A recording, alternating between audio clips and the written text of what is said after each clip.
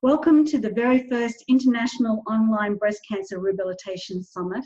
My name is Denise Stewart. I'm your host from Brisbane, Australia. Over the week, you have a unique opportunity to listen to experts share their insights and experience with breast cancer rehabilitation. The speakers have come from many different parts of the world and from many different health professions, but they all have one thing in common. They are dedicated and passionate about developing and delivering rehabilitation and wellness services to people after breast cancer. So today we have Annette Loudon online. Annette has 25 years of yoga teaching experience and has dedicated her work working with yoga in a therapeutic way. She has specialised in working with people having treatment for breast cancer and lymphedema. She holds a Master's in Medical Sciences degree by research with several peer-reviewed publications in the effect of yoga on lymphedema from breast cancer. Welcome, Annette. Thanks, Denise. It's lovely to be here. Thank you. Excellent. Annette, can I just ask right up, how did you get into this area with looking at yoga and breast cancer and so long ago? Yes, it's a good question, Denise. It wasn't my intention to. Although I was trained in the therapeutic use of yoga, I also ran general classes. And in the early 90s, where I was teaching in the northern beaches of Sydney, about a quarter of my students were women having treatment for breast cancer. And again, about half of them had secondary, at that time, arm lymphedema from breast cancer treatment.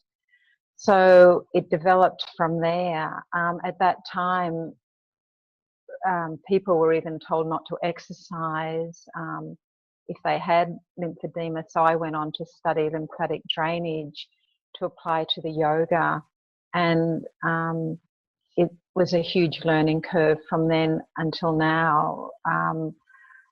So I still now teach women having treatment all over Australia. In fact, I train yoga teachers, both for how to teach women having treatment for breast cancer and for those with secondary lymphedema from breast cancer treatment. Yeah. And as you said, it made me go on to do my Master's in the effects of yoga on lymphedema. Annette, I'm going to let you roll into your presentation. Thanks. So today what I will talk about is yoga, breast cancer and breast cancer related lymphedema, both the practice and the evidence. And as I just said, I also do teach face-to-face and online courses in these two modalities. But I thought we'd start with what actually is the demographic of complementary therapies. Now, a recent systematic review in Australia found that it's middle-aged women with higher education and there's a higher usage of chronic diseases, including cancer. Now, for those having treatment for breast cancer, we know it's also really high use for complementary therapies. And included in the complementary therapies are body, mind therapies and yoga. So interestingly, I decided to look up what cancer organisations say these days, because when I started in this field, they really said, don't do yoga. But these days, it's pretty positive. So two breast cancer organisations, Breast Cancer Network of Australia in Australia and Breast Cancer Organisation in America, both say that complementary medicine, including yoga, has been shown to improve physical and emotional well-being, relieve symptoms, ease side treatment from side effects such as pain and fatigue, and improve quality of life. However, the bigger umbrella organisations, such as in Australia, Cancer Australia, insist that it must be evidence-based and with good scientific evaluation. Interestingly, for breast cancer-related lymphedema and yoga, again, these are Australian studies. They're the only two in the world I can find, and these were by questionnaires to women with lymphedema from breast cancer. We know that women are attending yoga And we know that women want to know more about the effects of complementary therapies on lymphedema. So what is the role of yoga? In yoga, we have this lovely word, swasta, which means health. And this is the health we all want to derive from yoga. Swa means self, and sta means to be established in.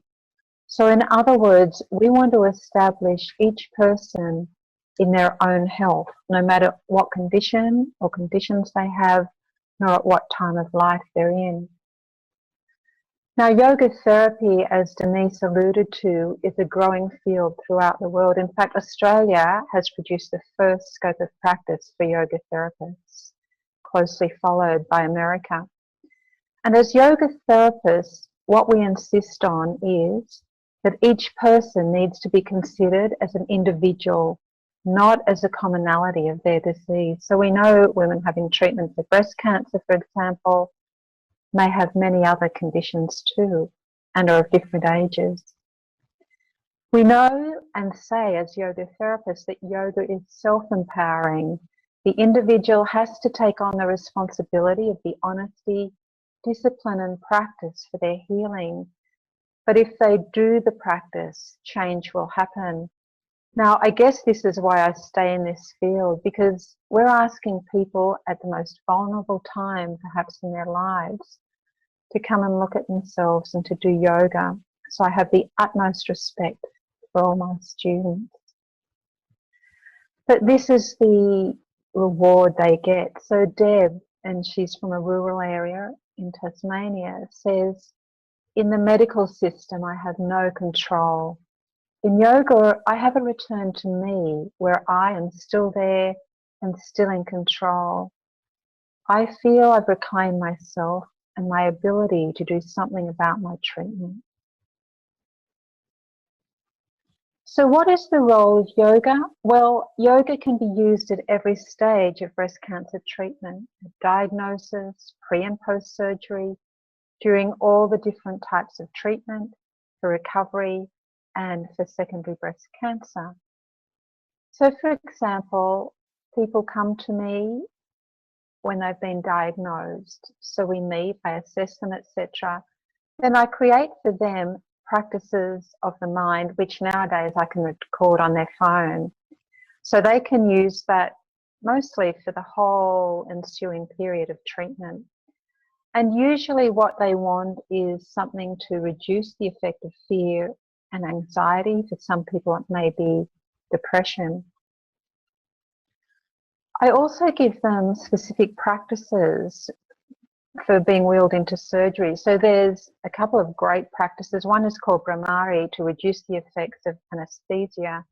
And this is actually being used in India and Italy on a larger scale.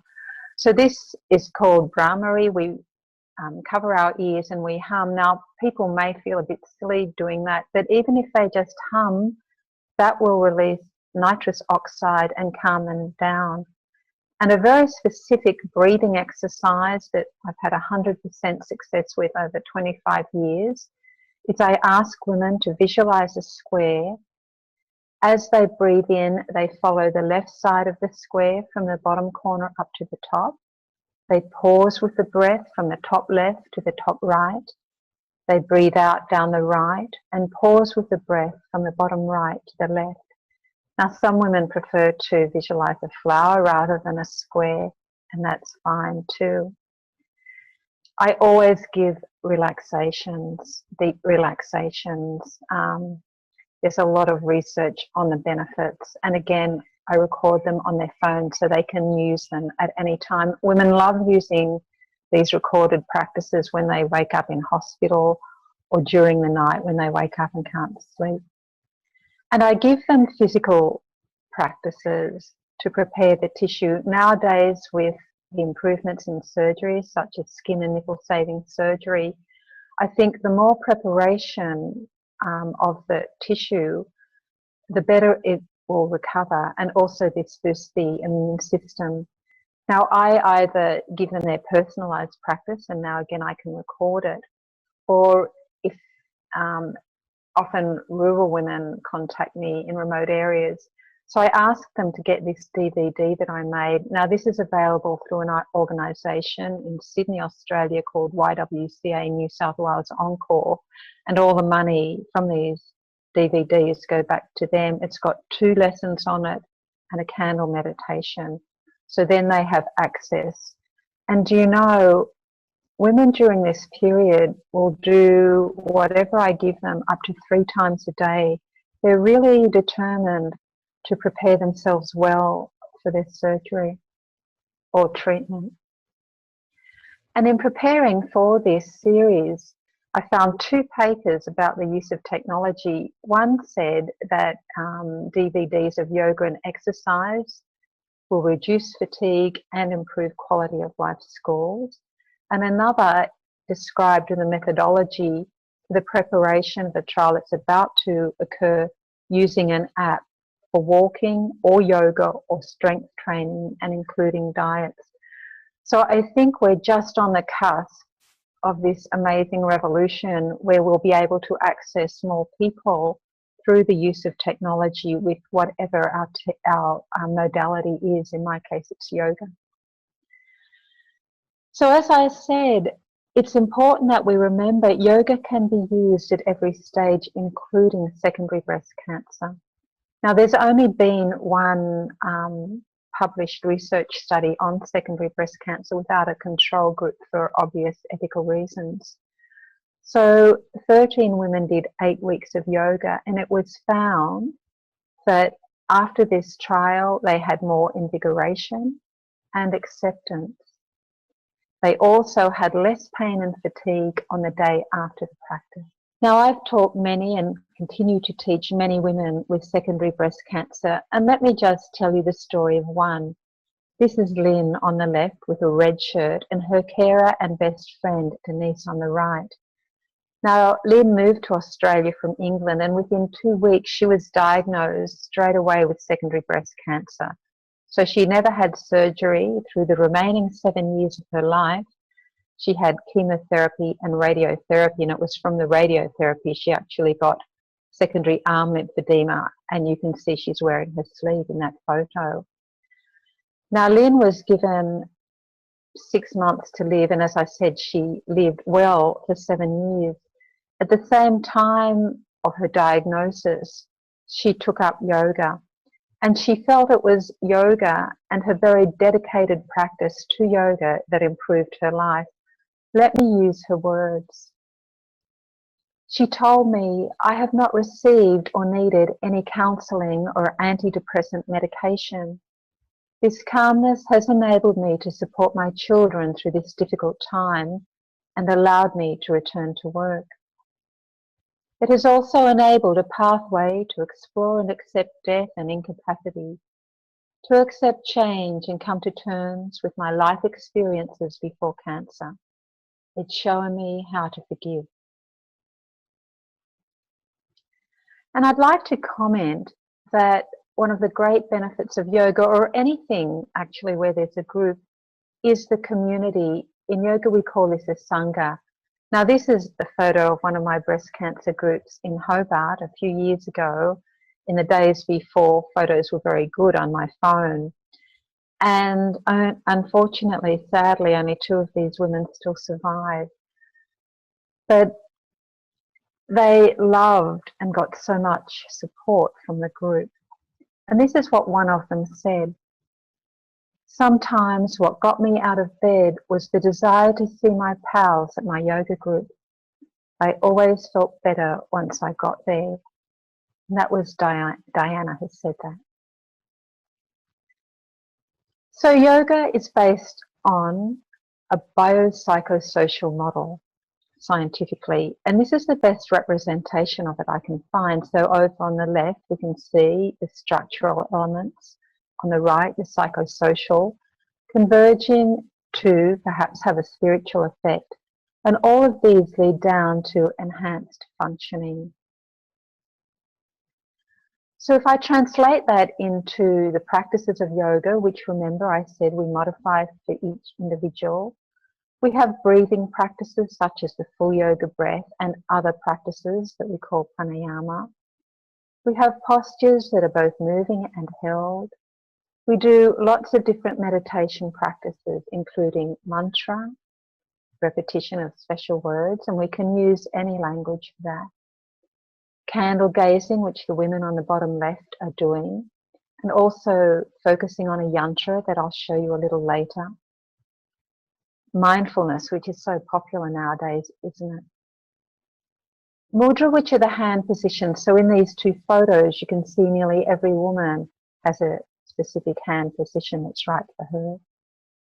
And in relaxations, we have rests between the postures, we have quick release relaxations, and we have really deep relaxations.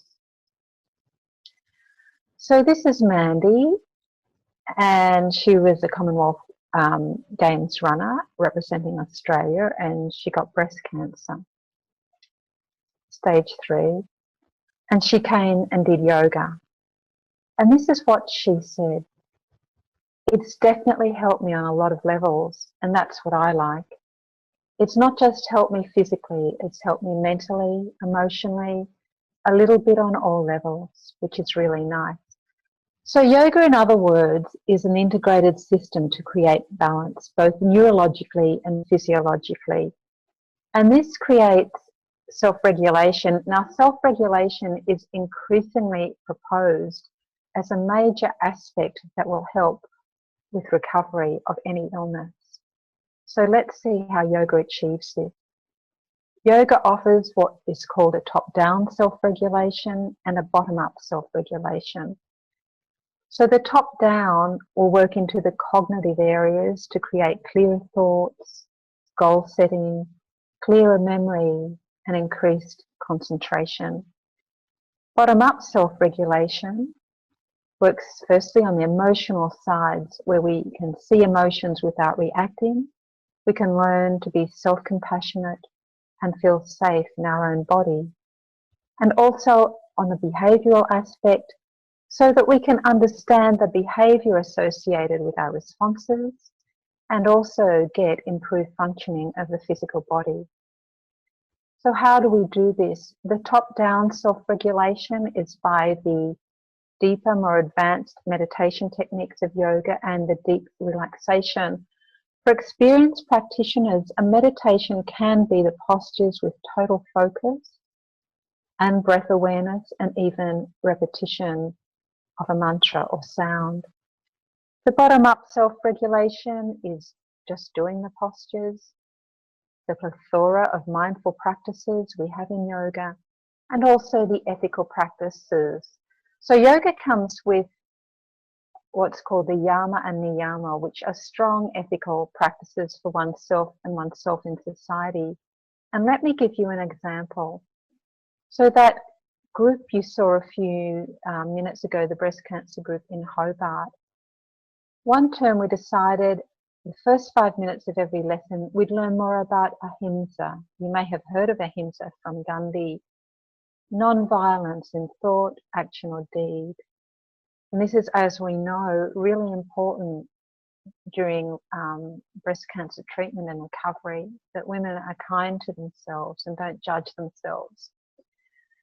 So each week, each of the students will go and practice ahimsa on themselves, and then we'd report back at the beginning of the next lesson. Now, one of the students had been in a very destructive relationship, and the bloke in question would ring her and torment her, and she'd be devastated for days after it. And as much as the other members of the class said, just don't answer the call, she couldn't not. And that week she came back and said, do you know what I did? When I saw he was ringing on my phone, I said the word ahimsa.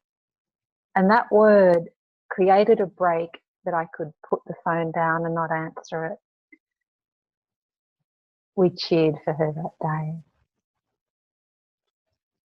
This is Sue, also living for over 14 years now with secondary breast cancer. Her favourite yoga posture is this one, warrior. And this is what she says about this posture. When I do the warrior posture, I have a feeling of empowerment where nothing is going to defeat me. And yet I also feel at peace and even have a sense of compassion to myself and others. I think this is self-regulation at a pretty advanced level, don't you? So what is our aim in yoga during breast cancer treatment and recovery? From a yoga philosophic point of view, cancer is regarded as a black hole. All the energy is just sucked out. So our idea is to bring this energy, which we call prana, back to the areas depleted by cancer. It's also to boost the immune system, to reduce the effect from the impact of treatment, whatever the treatment is, to recreate functional and optimal movement patterns, to improve reactions, so that we become aware of the emotion, which is important, and are able to reduce the negative reactiveness.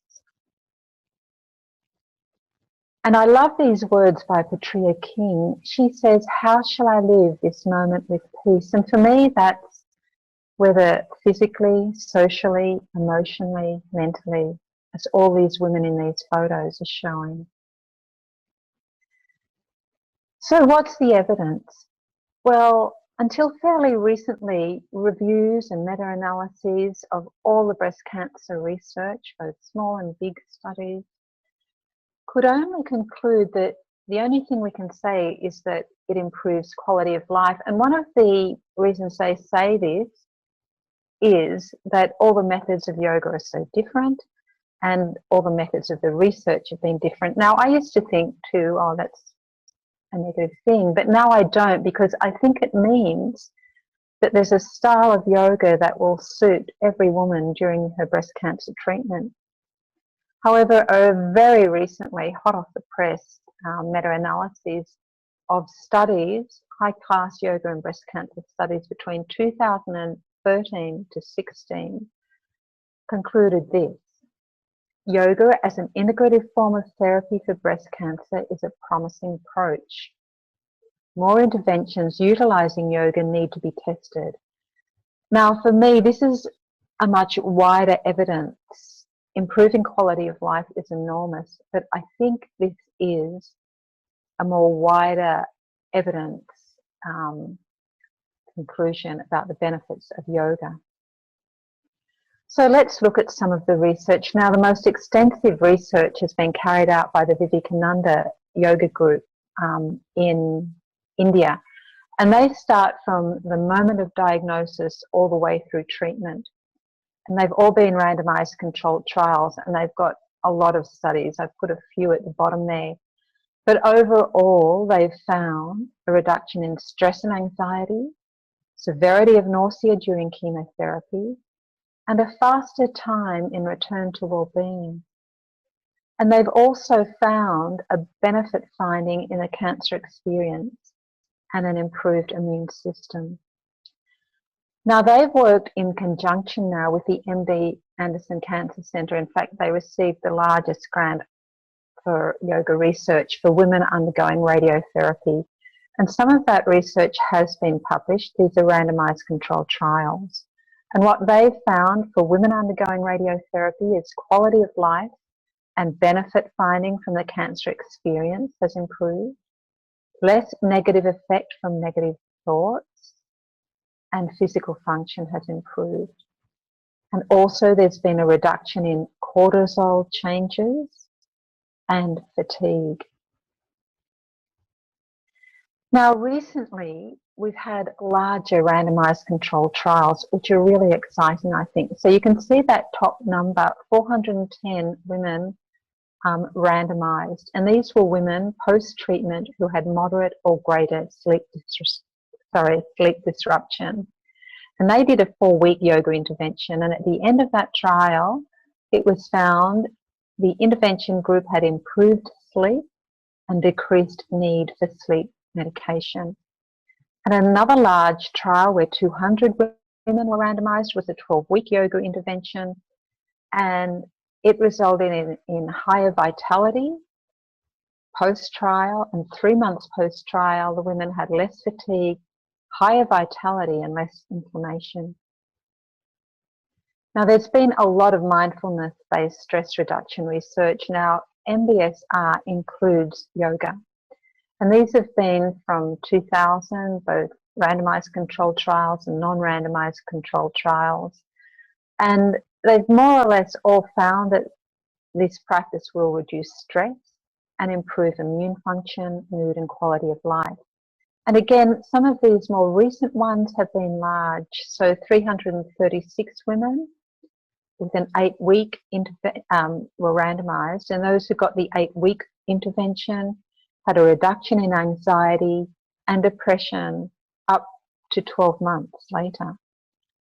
And there was an increased benefit for sleep in those who had higher levels of sleep deprivation post-intervention, but this was not maintained 12 months post-intervention.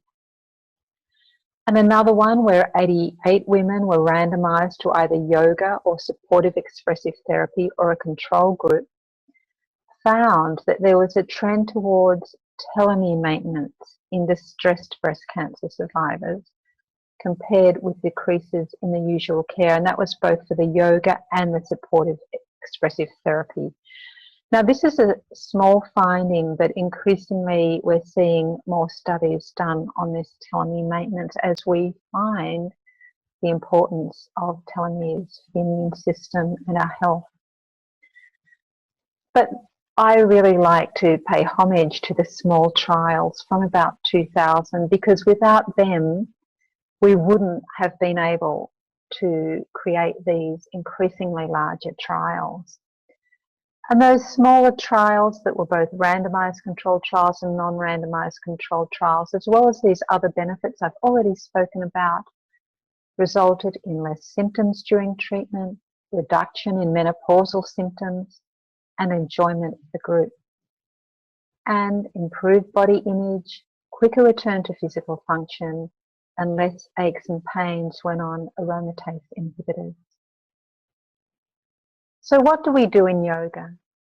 We need to go gently and slowly and with ease. We need a slow warm-up and slow cool down. Now, we start by strengthening the lower, so there's a good base of support, and when that's created, then we can open the upper body.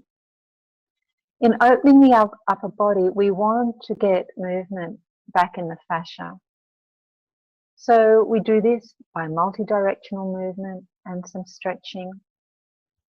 And we really try to open the areas affected by surgery and radiation. Our aim is to increase the flow of energy or prana into these areas. We also improve the kinematic way of moving, which will help biomechanical movement patterns that we know get so drastically changed after treatment. And we improve spinal movement patterns. Now, as we know, symmetry and posture can get radically changed after breast cancer treatment. So yoga works with this in postures like Vicky is demonstrating with her 2 daughters. Or we can use props, in this case the wall. And again, we can use these hand positions called mudra down on the left corner. This one on the bottom left is said to be particularly good to bring awareness to symmetry. Then we start to improve muscular stability and very finally strength, and we've done all these other stages. So we can do this in various ways as Viv and Lisa. Just a slight push against each other's arms. We can do it in stronger or gentler ways. So Viv is standing doing warrior and Lisa is doing a downward dog. That's about 2 years after recovery for her, and she had done yoga prior to her breast cancer treatment. But I take a long time to get women back to downward dog who've done yoga because I want them to do it with good stability and strength. And I've just put a photo in of Teresa. She had 6 surgeries on her left breast, then a mastectomy, then an implant in a reconstruction that failed and leaked, and then a reconstruction with her lat muscle. Now, she was a bodybuilder before all this started, And for her to achieve this very strong, all fours stable position is amazing. This is why we stay in this field, isn't it? Our women are just amazing. We also increase what we call in yoga the anyi, or the digestive fire. And here you can see Viv and Lisa, they're actually chanting Om with full gusto and joy. Now, as I said, we have a lot of meditative, mindfulness and relaxation practices. So that top left picture there is the yantra.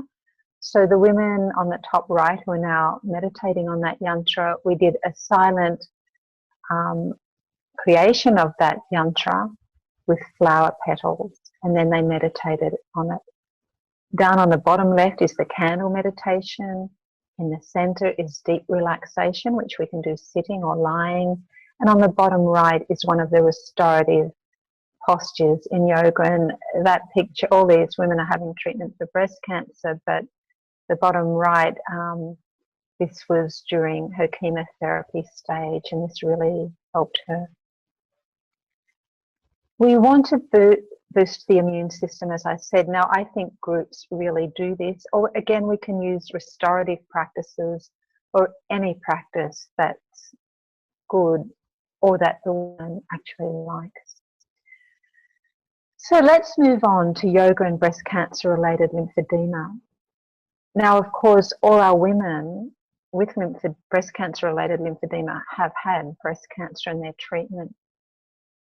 So everything I've said is also relevant to these women. So that's our lymphatic system. And in yoga, this is our pranic system. Now, we can't equate them, but what we can say about both of them is when they're both flowing, we're healthy. And when there's blockage in either of them, we have some kind of illness. In the case of secondary breast cancer lymphedema, it's the swelling that will occur. Now, it used to be mainly the arm, but with changed radiation and surgery techniques, women will get it, and you will have seen this in their breasts or sides or backs now. And let me tell you what Christine, who's had 2 lumpectomies and radiation a second time, and there's about 4 to 7% of women who will get lymphedema after lumpectomies. Being diagnosed with secondary lymphedema after treatment for cancer is truly disheartening, but yoga gives one both the tools and the courage to live with it gracefully. I believe it prevented the lymphedema becoming worse during the second round of treatment. And these 2 postures she's demonstrating are about 18 months after the second treatment. But she found me after she got the diagnosis of lymphedema after her first treatment. She did yoga. We did yoga together for lymphedema all through her second treatment. And this is about 18 months after post-second treatment that she can do these postures pretty well, I think you'll agree. And she also said, yoga has enabled me to manage my lymphedema and prevent it from becoming worse. It also helps me manage the emotional impacts of living with such a chronic condition. And I know you all know, and the published research really attests to this too, the emotional impact that living with secondary lymphedema has. Now, about the time that I first met my women with lymphedema in the early 90s in Sydney, I'd never heard of lymphedema, and as I said, I went and trained in it. Unfortunately, exercise was considered unsafe, and this is why I went and trained in lymphedema, because everything I read said women shouldn't be exercising. So I was pretty nervous and very conservative when these women came to me. And remember, these are women who wanted to help themselves. At first, I thought I was in this cluster area for breast cancer in Sydney, but the age of the women was from 25 to about 50.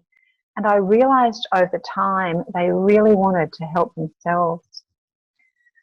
However, by the mid-90s, some small studies were being published about the possible benefits of dragon boat racing. And resistance anaerobic training was first recommended by Brennan in 1998. Now, again, these small studies in all kinds of exercise led to larger ones, the most famous of which is known as the PAL resistance trial, where 141 women were randomized to resistance training or a control group for a whole year. Now, at the end of that time, there was no significant effect on limb swelling. There were less exacerbations of lymphedema and symptoms, and there was increased strength. And from this time, we see reviews of exercise, first by Kwan et al. In 2011, and more recently this year by Singh et al. Now, both these reviews, meta-analyses, have said that exercise is safe. However, I would like to say a few things about that safety. There's still precautions we need to take. Now, as a result of the PAL trial, although they said the resistance had all those benefits, the same researchers also concluded this. Despite the demonstrated efficacy of weightlifting, musculoskeletal injuries and other health problems did occur. Therefore, for the successful translation of this rehabilitative intervention into clinical practice, which is all of us, health and fitness professionals working with breast cancer survivors need the knowledge, skills, and abilities that clarify their scope of practice to address these healthcare needs.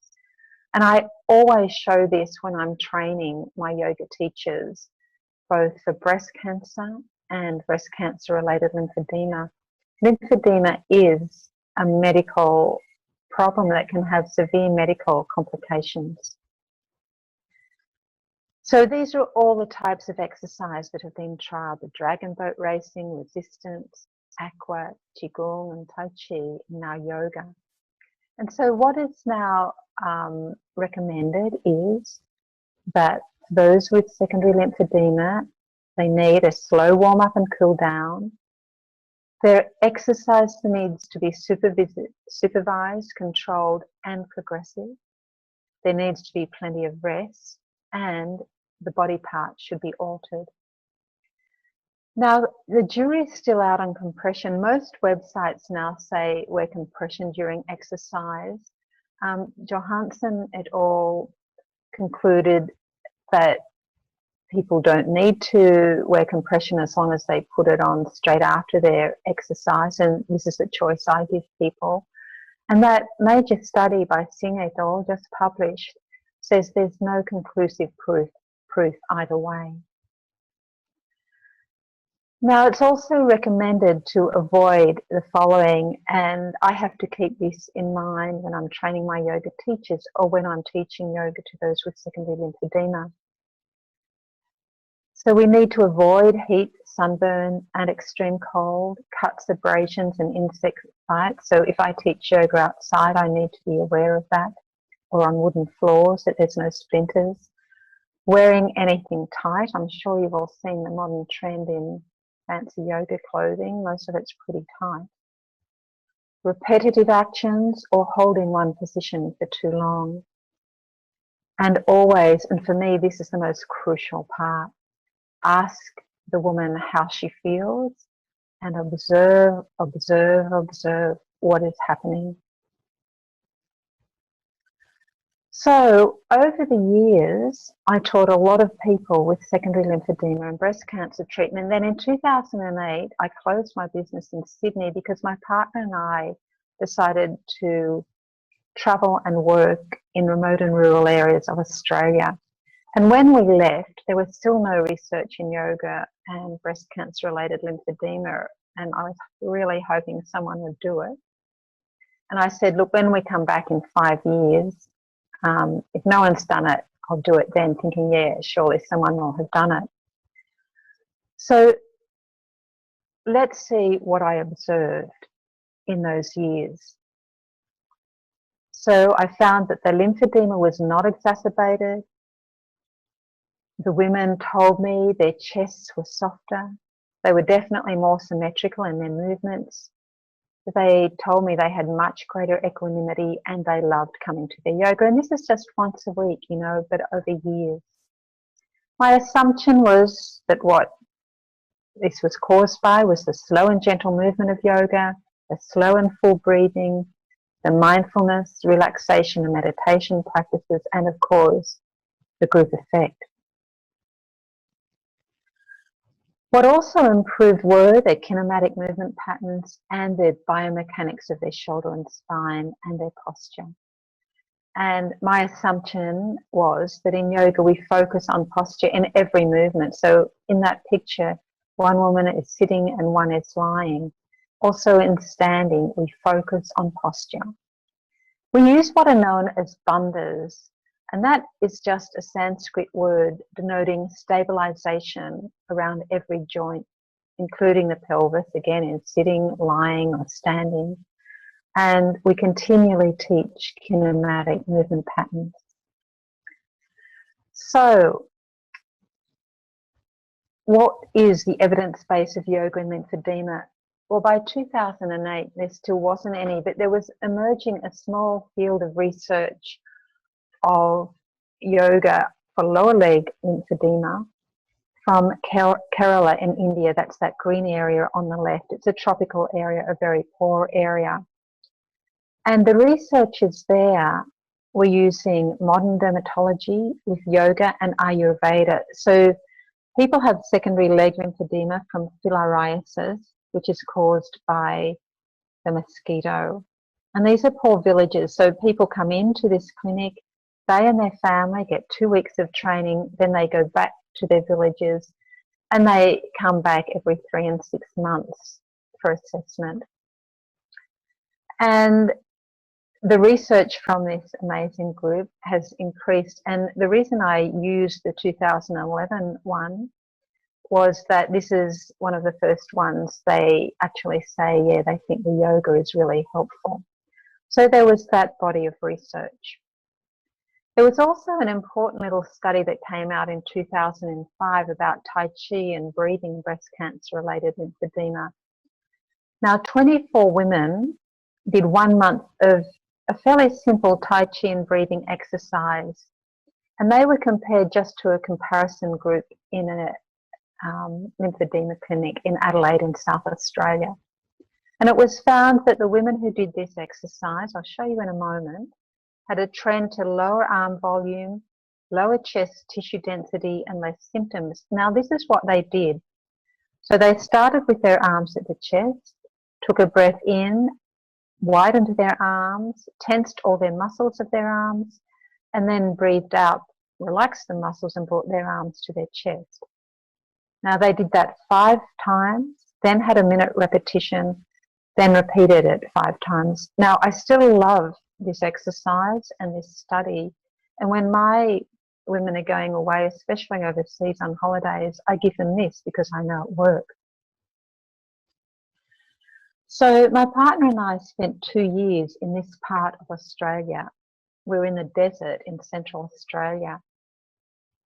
And I was surrounded by both Indigenous and non-Indigenous women with secondary arm lymphedema from breast cancer treatment. And I finally realised I couldn't escape my fate. I had to go and do research. Now, in 2010, my brother said, "Can you come and mind my house in Tasmania?" And I said, yes, as long as I can do my master's in looking at the effect on yoga on secondary arm lymphedema. So off we moved to Tasmania. Now, at first, I wanted to compare a group in Alice Springs, which is the major town in this area, to a group in Hobart, because believe it or not, both have dry climates. Alice has a hot, dry climate and Hobart has a cold, dry climate. But wisely, my supervisors said it's too big a study. I was very naive about how big a research study would be at this stage. This is Tasmania. So instead I looked at 2 groups, one group in Hobart and one group in the north of Tasmania, Launceston.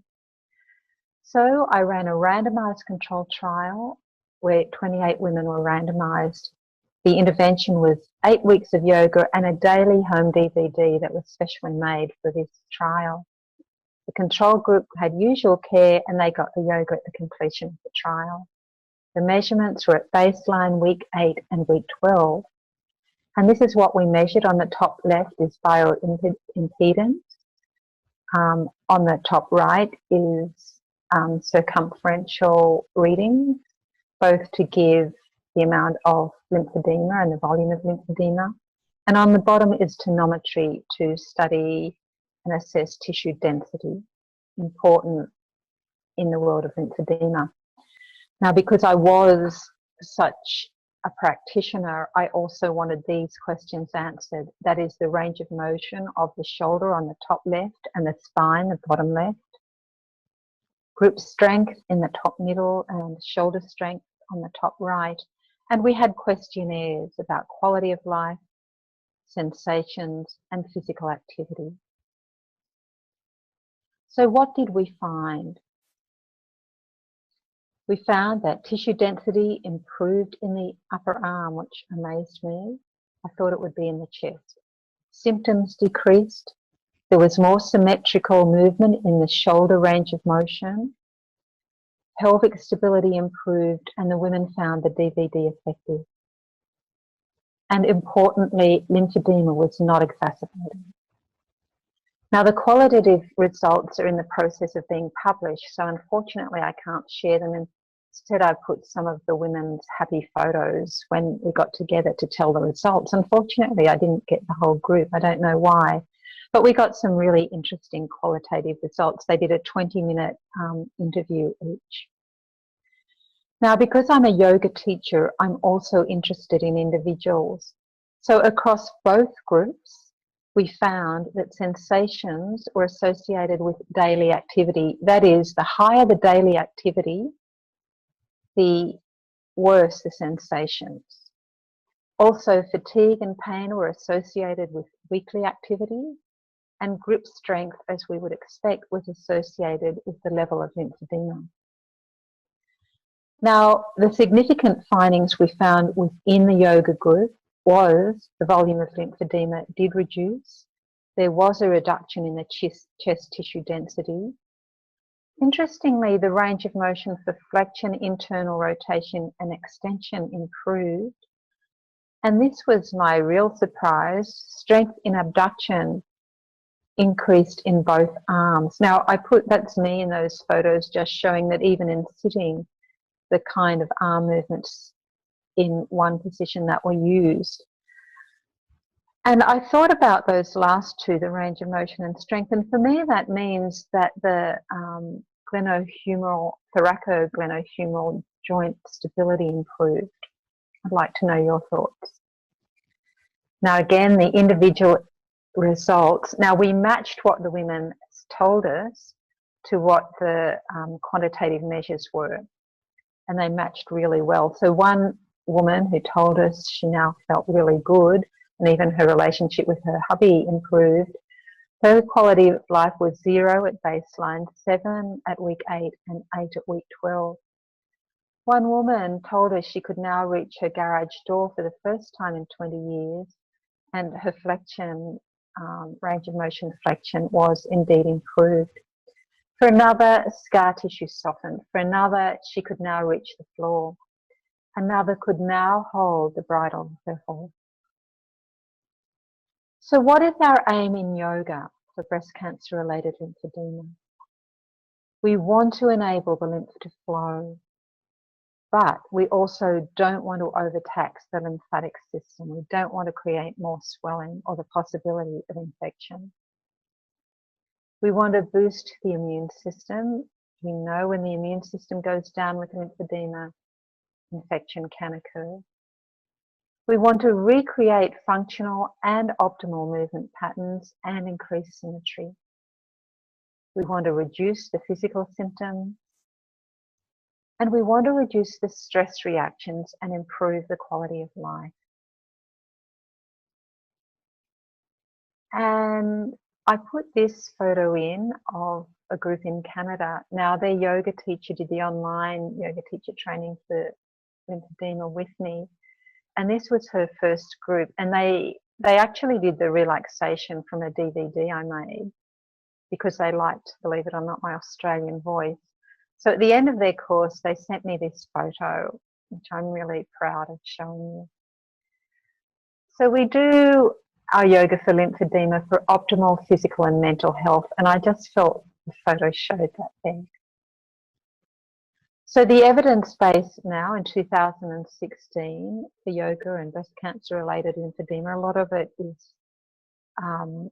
published by me and my co-authors. And that includes the rationale of yoga and breast cancer-related lymphedema, the method we used, our results for lymphedema, quality of life and tissue density, and our results for range of motion of the shoulder and spine and strength of the shoulder. We're awaiting publication for our qualitative results and the yoga protocol.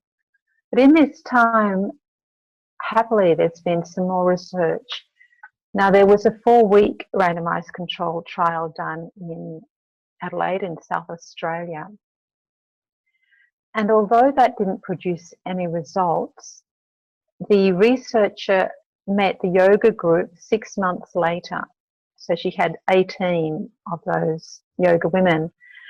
And there were no differences, but what she did find was the quality of life was maintained for those who continued with the yoga compared to those who didn't. And I like this study because in real life in yoga, it's, you know, as I said, 1 week for years, 1 day a week for years. It's not this condensed trial. There's a small 8-week trial that was published in 2014. It wasn't randomised. It had 6 women and it had a trend to lower arm volume. And there was an 8-week trial for 13 women, and the qualitative results have been published where the women felt more embodiment, that is, they were in control of themselves rather than the medical system being in control.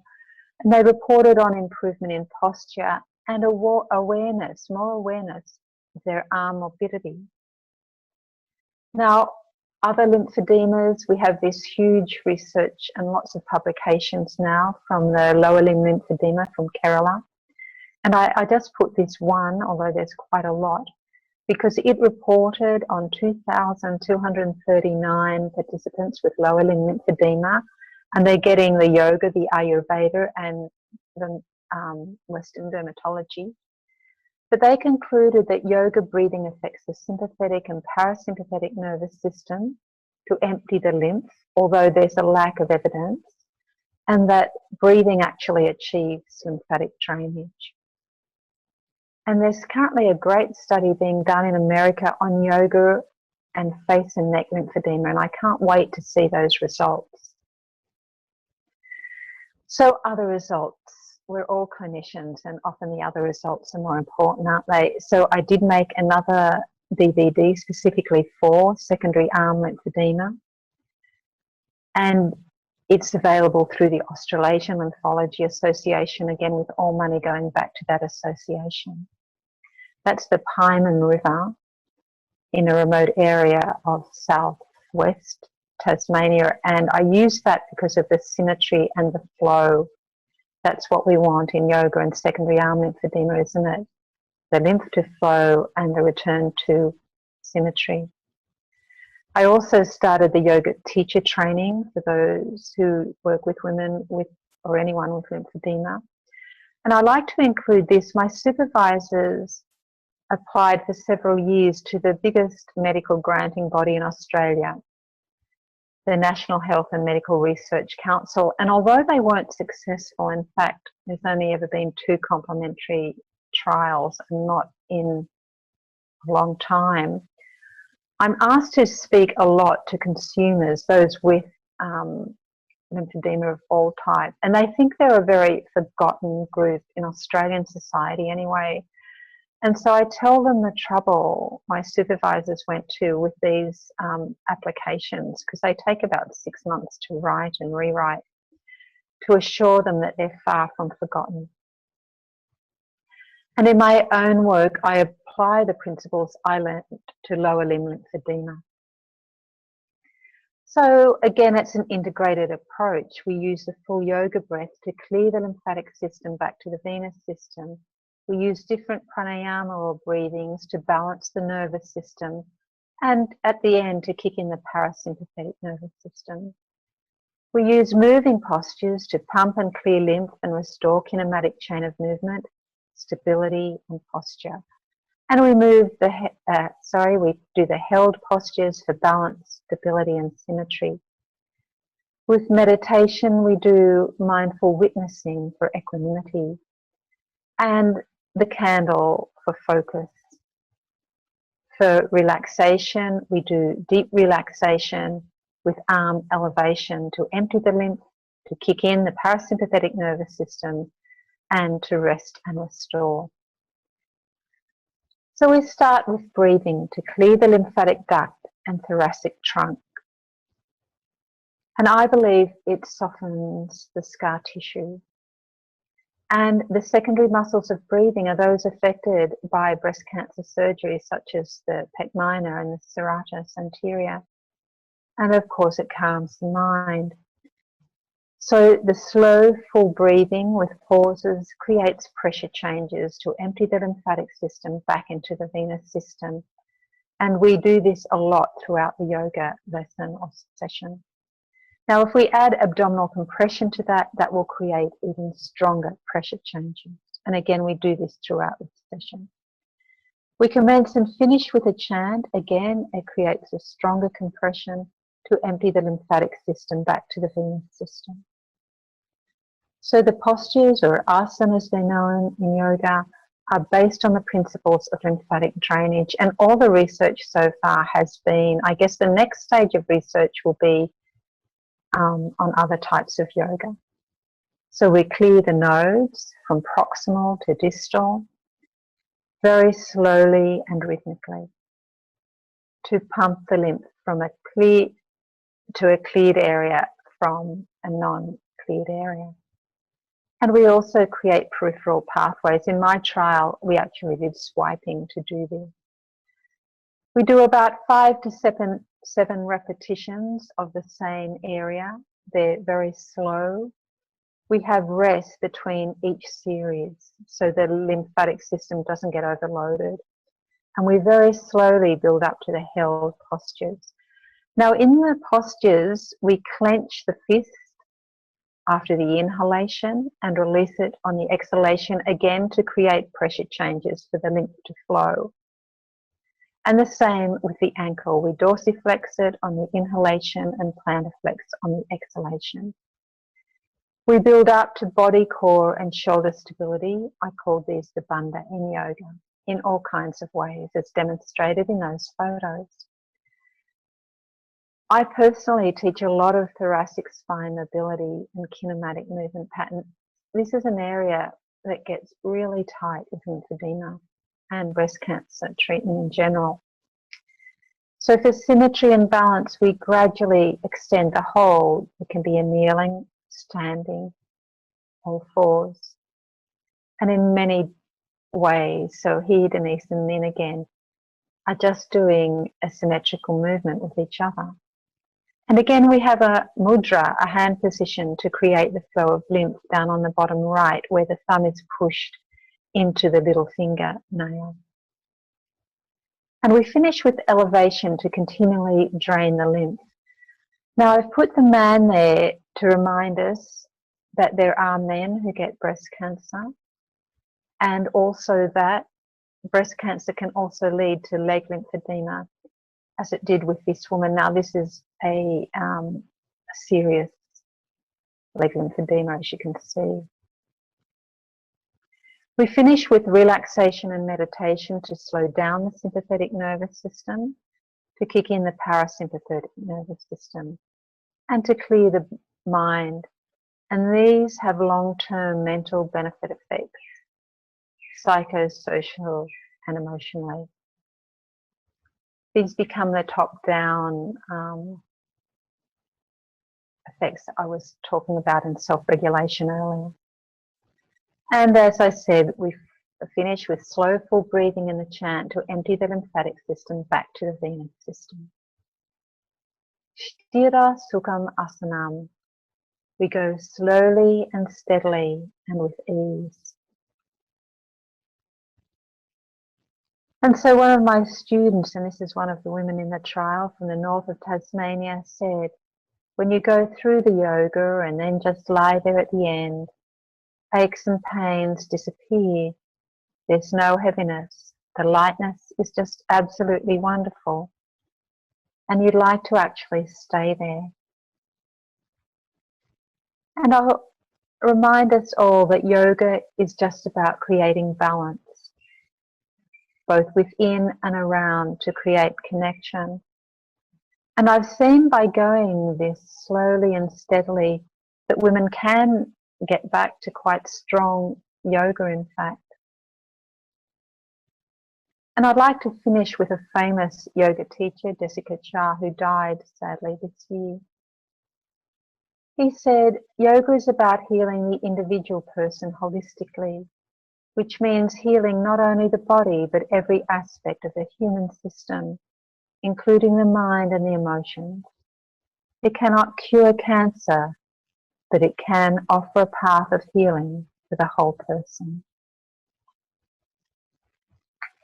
And I'd just like to conclude this with a namaste. The spirit in me goes out to meet the spirit in you, as it has with all my students over the last 25 years.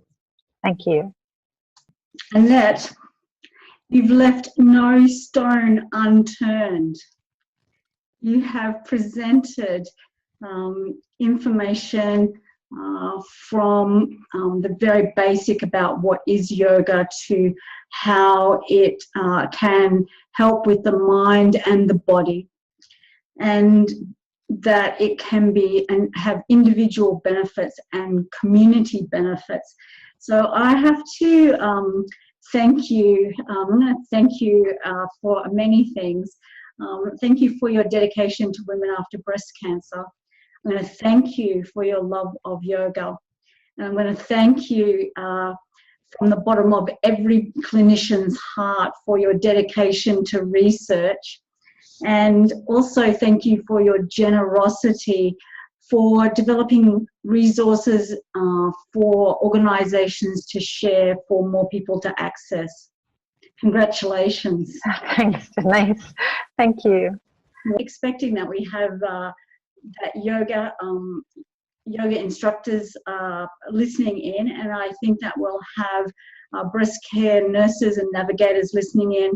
And I think that for the yoga instructors, it's, from what you've said, it's quite important that they get additional training. So it's not it's not just any old yoga instructor. No, that's right. Yeah.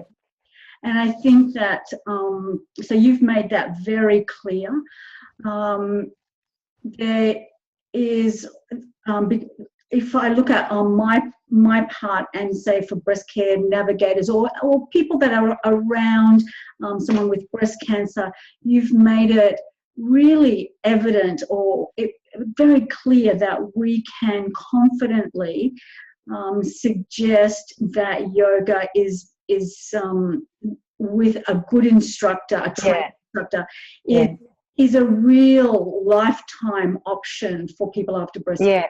Yeah. So it's another self-management technique, which actually I didn't say in that, but I should have said that. It's another self-management technique. It's not to replace any treatment that they're already getting. No. Yeah. It sounds like it should be a life choice. Yeah.